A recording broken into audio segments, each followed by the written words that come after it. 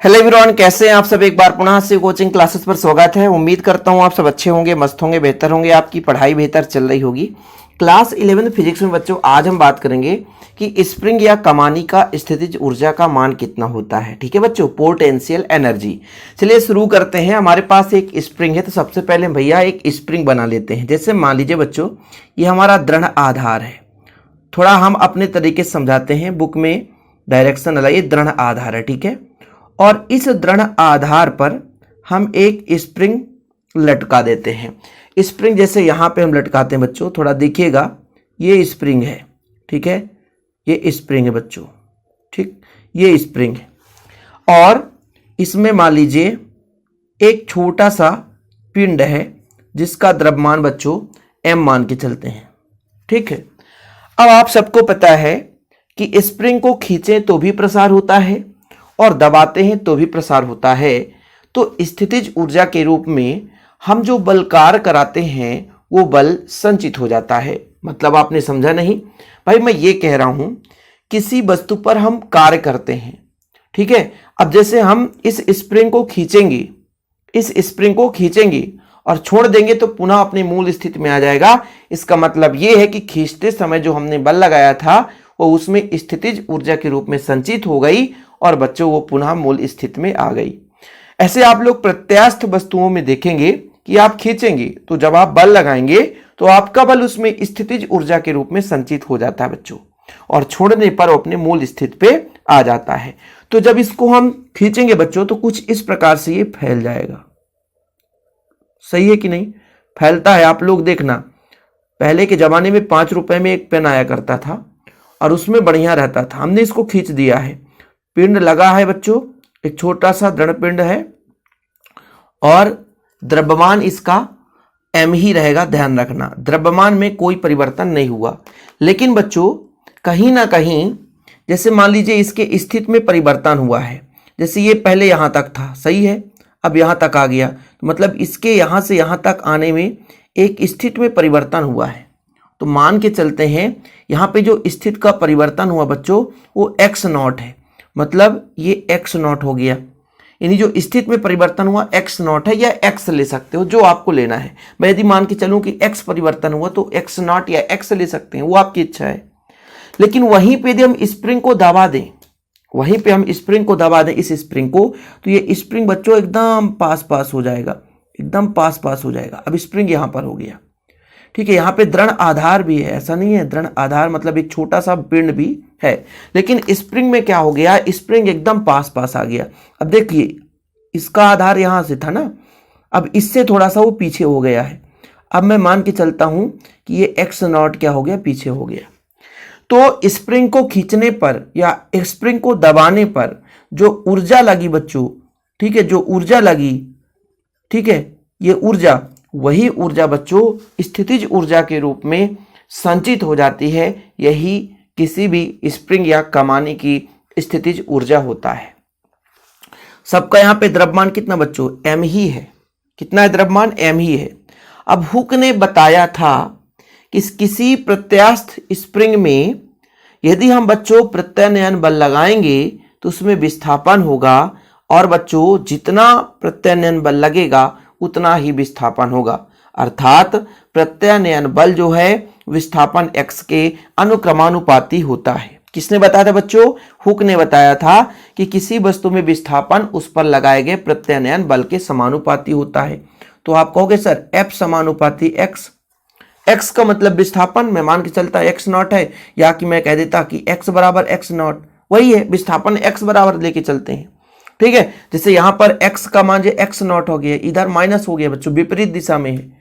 और जब समानुपाती हटाते हैं तो एक नियतांक लग जाता है, एक नियतांक लग जाता है जो कि बच्चों kx माइनस में हम रिप्रेजेंट करते हैं, केवल और केवल किसके लिए, स्प्रिंग के लिए। क्यों इस बात को ध्यान रखिएगा कि भाई स्प्रिंग यहां तक है, जब बच्चों हम इसको खींच रहे हैं तो बल जो है ये स्प्रिंग अंदर की ओर लगा रहा है। लेकिन जब वस्तु हम यहां पर स्प्रिंग को दबाते हैं बच्चों तो स्प्रिंग का बल बाहर की ओर लग रहा होता है।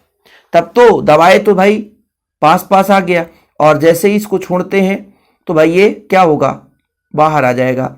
लेकिन इसमें यहां पर देखो स्प्रिंग को हमने खींचा है, खींच रखे हैं, लेकिन स्प्रिंग कहां बल लगाएगा, अंदर की ओर लगाएगा। एकदम व्युत्क्रम बल लगाता है ना, इसलिए यहां पे ऋण चिन्ह लगाना पड़ता है।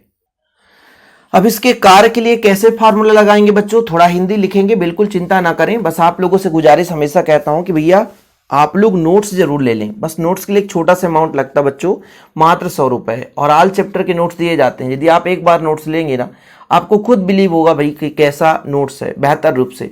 100 रुपए में एक कॉपी मिलती है बच्चों, लेकिन प्रॉपर तैयारी के लिए मैं पूरा ऑल चैप्टर का नोट्स देता हूं। अब आप सबको पता है कि पहले हम मान के चलते हैं कि अल्पकार किया जाता है, अल्प विस्थापन, जैसे थोड़ा सा विस्थापित हो तो विस्थापन मान लीजिए dx हो, तब इसके लिए जो कार्य होगा बच्चों वो अल्पकार होगा, वो अल्पकार होगा dw। अल्प विस्थापन के लिए अल्पकार होता है बच्चों, तो किसी भी वस्तु पर हम अल्प विस्थापन कर रहे हैं तो अल्पकार होगा। तो हम यदि आपसे कह देते हैं कि अल्पकार, कार बराबर क्या होता है, कोई बता सकता है बच्चा, कार बराबर क्या होता है, dx दूरी, अल्प दूरी ले जाने में किया गया कार बच्चों, कार बराबर होता है सर बल गुणे दूरी। क्या होता है, बल गुणे दूरी। ये चीज क्लियर है, कार बराबर क्या होता है, बल गुणे दूरी। हाँ सर ठीक है। f का मान कितना बच्चों, kx है, ऋण चिन्ह हटा देंगे तो आपका dw बराबर कितना हो जाएगा, kx dx। ये चीज हो गया। और जब हम एक छोटे से क्षेत्र का मान पता है तो बड़े से क्षेत्र का मान हम निकाल सकते हैं बच्चों, बड़े से क्षेत्र का मान निकाल सकते हैं। ठीक है, वो कैसे, समाकलन करके।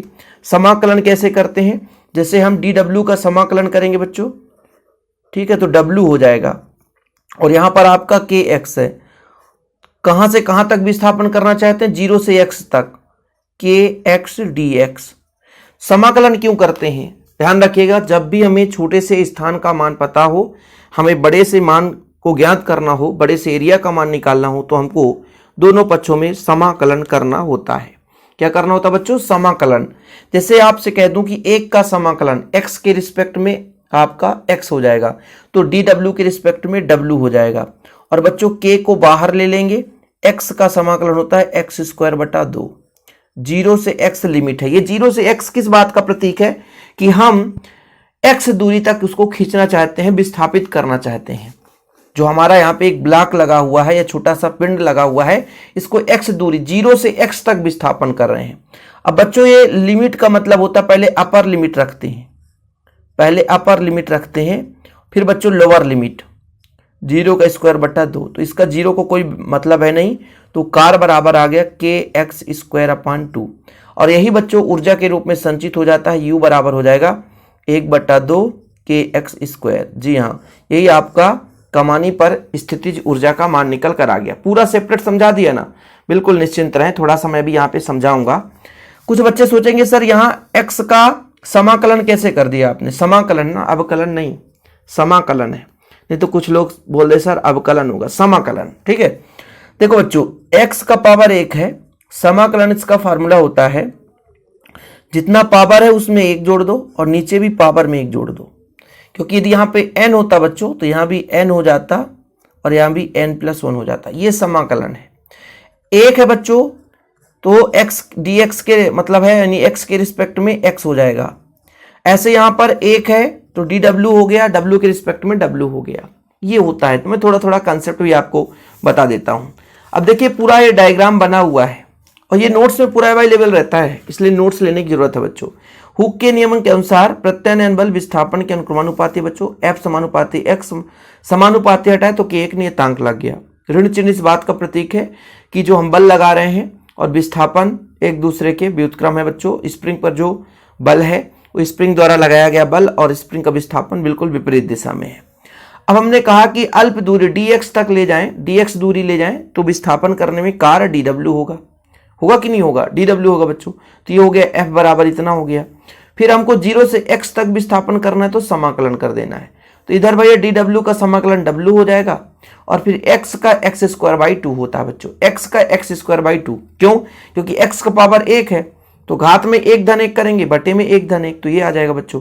और w बराबर हो गया 1/2 kx स्क्वायर, मतलब u बराबर 1/2 kx स्क्वायर। यही आपके बच्चों स्प्रिंग की स्थितिज ऊर्जा है। कुछ है नहीं भाई, कुछ है नहीं।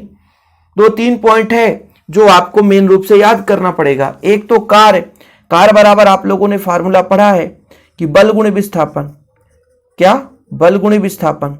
ठीक है बच्चों, बल हमारा F है, विस्थापन dx ले जाना चाहते हैं तो अल्पकार हो गया, ये फार्मूला लगाया हमने। समाकलन किया, x के पावर एक है, इसका समाकलन हो जाएगा 1 धन 1 बटा 1 धन 1 मतलब x स्क्वायर बटा 2, ये भी कंसेप्ट क्लियर है। फिर आपने कहा सर 1 का समाकलन, तो 1 का समाकलन w के रिस्पेक्ट में w हो जाएगा, ये भी क्लियर है। हमने 0 और x ये लिमिट क्यों लगाया, क्योंकि भाई साहब हमें 0 से x तक विस्थापन करना है। समाकलन क्यों किए, क्योंकि अल्पकार पता था, अल्प विस्थापन के लिए हमें बड़े से एरिया का मान निकालना है तो समाकलन करना पड़ता है, ये आपको प्रोसेस पता होगा। चीजें क्लियर हो गई होगी बच्चों। हाँ, लेकिन यार चैनल पे पहली बार आए, चैनल को सब्सक्राइब जरूर कर लेना और ऐसे वीडियो पाने के लिए भाई साहब बेल आइकन प्रेस करें ताकि आप लोगों को नोटिफिकेशन मिलता रहे। फिलहाल अभी के लिए इतना ही। जय हिंद, वंदे मातरम।